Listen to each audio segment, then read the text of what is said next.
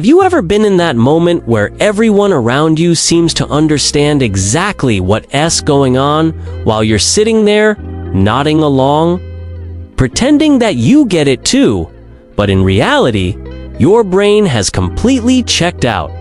Yeah, that was me last week, and honestly, it might have been the most stressful 5 minutes of my life. I was in class, and the professor started explaining this assignment. On paper, it seemed simple. Just analyze this, connect that, and present your findings. Easy, right? That's what I thought. But the second the words left their mouth, I realized I had no clue what they actually meant. My eyes widened, my stomach did that twisty panic thing, and my hands started to sweat. Everyone else was scribbling notes furiously, nodding with that confident, "I totally got this" look. And there I was, pretending like I understood everything while internally screaming, "What the hell am I supposed to do? Okay?" At first, I tried to focus. I wrote down every word, hoping that if I looked like I was paying attention, maybe the meaning would sneak into my brain. But it didn't. Instead, my mind was a foggy mess of fragments and random thoughts, completely disconnected from reality. I nodded, smiled, and said, "Yeah, that makes sense" at all the right moments, hoping no one would notice my cluelessness. Of course, pretending to understand something feels easy when you're alone. But when you're in front of classmates or a boss or a professor, the stakes are terrifying. I could feel my heartbeat in my throat as I tried to maintain eye contact, hoping that my mask of confidence wouldn't slip. Then came the first real test, the part where we had to start working independently. Everyone around me was furiously organizing their thoughts, making outlines, creating charts, and already halfway done with the assignment in their heads. Meanwhile, I sat there staring at my blank page, trying to figure out how to make it look like I was productive. I wrote a few sentences, deleted them, tried to summarize the instructions in my own words, and deleted those too. I couldn't stop thinking about how obvious it probably looked to anyone who glanced at me. But somehow, my expression stayed calm, my body language confident, and I continued to fake it. The internal panic was real. I started thinking about what it would mean if I got caught not understanding. Would they ask me to explain my approach? Would they call on me in class? Would my grade tank immediately? And then the self-doubt kicked in. What if everyone else was actually faking it too, and I just happened to be the one who got caught in my head? But I couldn't think about that for long because the pressure of the assignment kept building. I stared at the paper. I decided I needed a plan, some kind of survival strategy. I started piecing together tiny bits of information I had actually heard during the explanation. I grabbed keywords, phrases, anything that seemed vaguely important, and built sentences around them. I didn't fully understand what I was writing, but it looked structured. I added qualifiers like probably, might, and in my opinion, to hedge my bets. If anyone asked, I could justify my statements without revealing that I had no idea what I was talking about. Then came group discussions. Oh, the terror of group discussions.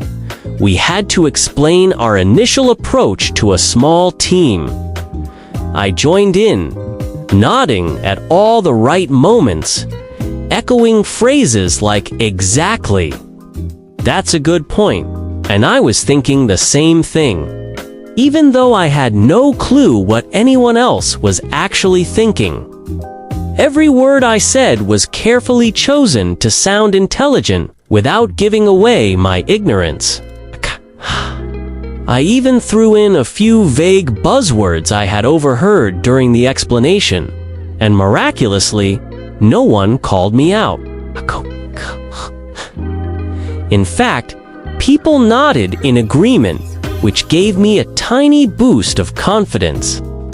But then came the moment that could have ruined everything. The instructor asked me a direct question about my approach. My heart skipped a beat. I felt my palms get clammy, my stomach twist, and my throat dry out. I forced a calm smile and gave an answer that was vague, but sounded convincing. Accused phrases like "based on my understanding" and "considering the variables," hoping that the combination of confidence and ambiguity would carry me through. And it worked. The instructor moved on to the next person, and I exhaled slowly, feeling like I had just survived a life-threatening situation. After that, I had to start writing the assignment for real. I had a few scraps of understanding and a lot of improvisation. I structured my paper around general concepts, added some examples I hoped were relevant, and connected ideas in a way that sounded logical, even if the substance was mostly guesswork. Every sentence was a small act of courage. I started to realize something interesting. By pretending to understand, my brain was actually forcing itself to figure things out. I was thinking critically, connecting ideas, and learning as I went along, all under the guise of confidence. What started as a panic-inducing scenario turned into a subtle learning experience. The climax came during the final submission.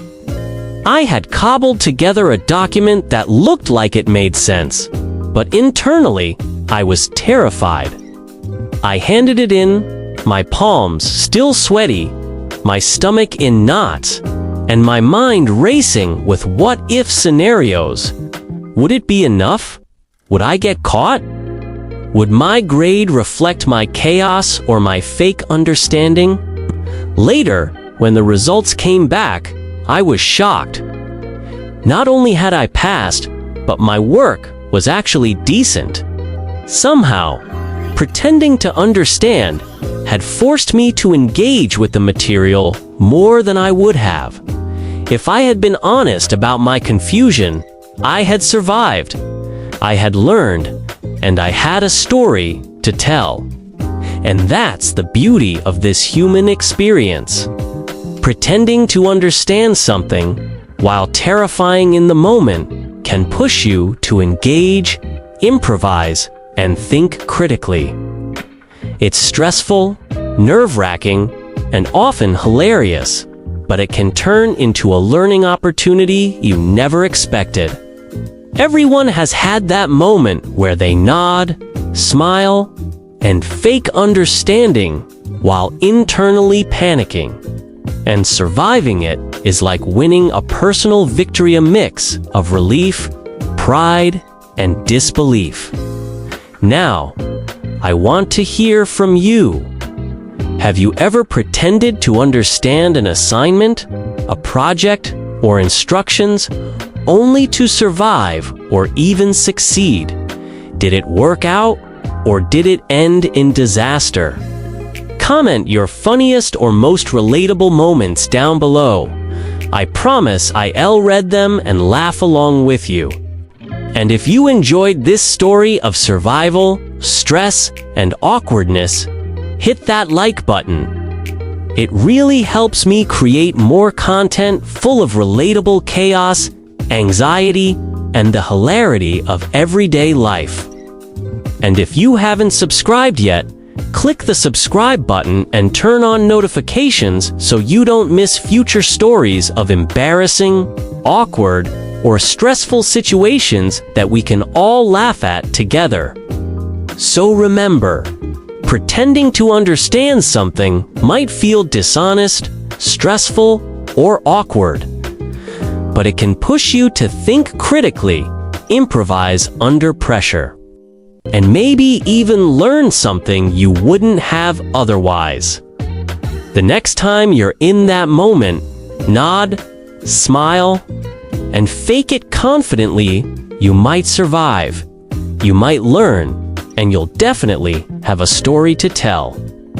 And when you do, you can laugh at yourself, knowing you've navigated one of life's most universally relatable experiences.